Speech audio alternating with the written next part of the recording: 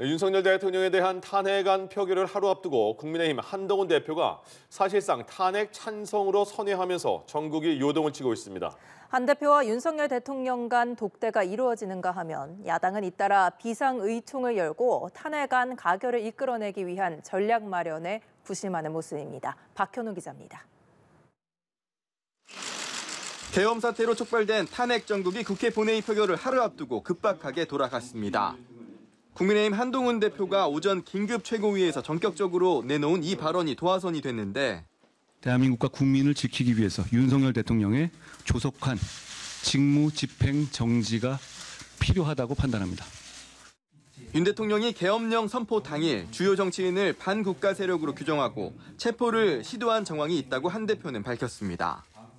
대통령이 국정원 1차장 등에게 체포를 지시했고 이후 과천 수방사 수감 등 구체적인 계획이 있었던 것으로 확인됐다는 주장입니다.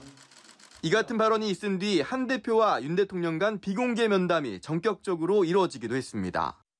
한 대표는 정치인 체포에 관해 문제 제기를 했지만 윤 대통령은 체포 지시를 직접 하지는 않았다면서 현재로서는 특별한 조치도 안 할 것이라고 말한 것으로 전해졌습니다.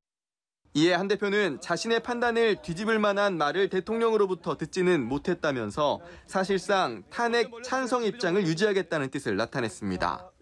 국민의힘에서는 친한계와 친윤, 중진으로 나뉘어 탄핵 찬성과 탄핵 반대 입장이 부딪혔습니다. 민주당의 하루도 급박하게 돌아갔습니다. 이재명 대표는 탄핵안 표결을 하루 앞두고 특별 성명을 발표했습니다. 신속한 수사를 통해 진상을 명확히 하고 필요한 범위 내에서 수사, 체포, 구금, 기소, 처벌의 절차를 밟아야 합니다. 이 대표는 한 대표의 탄핵 찬성 시사에 늦었지만 참으로 다행스럽게 생각한다면서 한 대표에게 만나서 이 문제를 논의해보자며 손을 내밀었습니다. 아울러 민주당은 잇따라 의원총회를 열고 탄핵안 표결과 관련한 시나리오를 논의했습니다. 일각에선 탄핵안 표결을 위한 본회의를 오늘로 당겨 열어야 한다는 주장도 나왔지만 당 지도부는 예정대로 내일 표결을 진행키로 했습니다. 다만 저녁 7시로 예정된 개의 시간을 2시간 정도 당기는 방안 등이 검토됩니다. 민주당은 이와 별개로 계엄 해제 표결 당시 국민의힘 추경호 원내대표가 의원들에게 소집 장소 등으로 혼란을 줘 표결을 방해했다며 추 원내대표를 내란죄의 공범으로 고발하는 방안도 검토 중입니다. 연합뉴스 TV 박현우입니다.